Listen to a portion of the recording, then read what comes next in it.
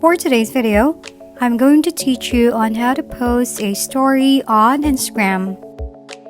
Open your Instagram app and make sure you're logged into your account. Next, tap the plus sign icon below and then choose the story option at the bottom. Now capture a photo or a video that you want to put on your story, or simply choose a photo or a video on your device album. Tap the photos icon at the bottom part of the screen. Next, select the photo or video that you want to put on your story. And here, enhance it by adding some effects, stickers, additional text for a caption, or add a background music of it.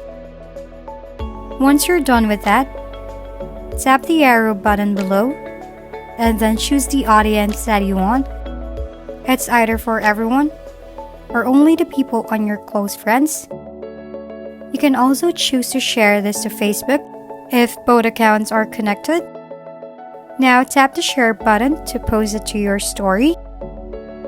Simply wait for it to finish and that's it. If you found this video helpful, please like and subscribe. If you have any questions, drop them below and we'll see you on the next video.